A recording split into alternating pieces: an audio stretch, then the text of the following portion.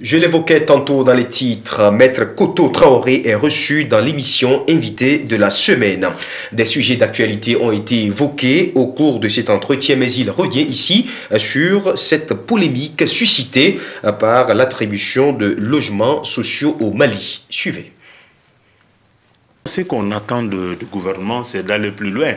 Parce que le gouvernement même a reconnu qu'il y a eu des fraudes, qu'il y a eu des irrégularités qui étaient liées quand même à la gestion même de l'affaire.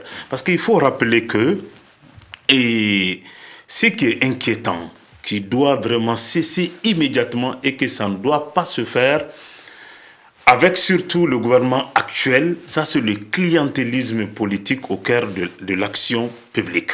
On ne peut pas comprendre que les mêmes fraudes, parce qu'il y a eu de fraudes, parce que le ministre est sorti hier, il a fait ce qu'on appelle des aveux.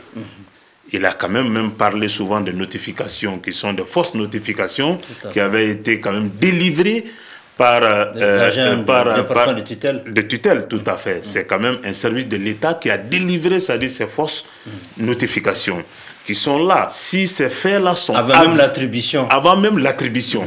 Si ces faits sont avérés, ils constituent ce qu'on appelle des infractions.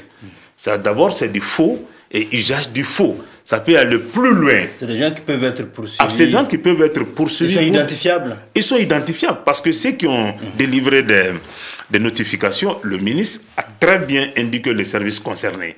Donc le service concerné, vous allez quand même voir que la notification concerne le sceau de celui qui a délivré. Donc il est facile pour l'État d'identifier les personnes et de rassembler les preuves et d'ouvrir l'enquête. Parce qu'à entendre le ministre hier, on a l'impression que, parce qu'il dit qu'ils vont ouvrir une enquête. Cela veut dire que l'enquête judiciaire, parce qu'il faut faire la part des choses, il y a ce qu'on appelle l'enquête administrative et l'enquête judiciaire. C'est quoi la différence? La différence, c'est quoi?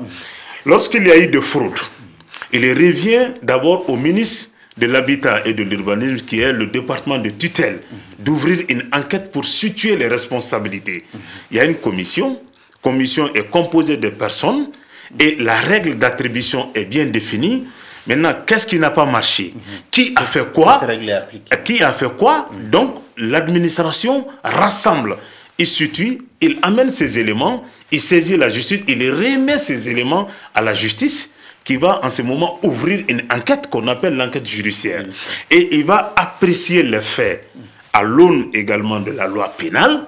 Est-ce que les faits-là sont constitutifs des infractions?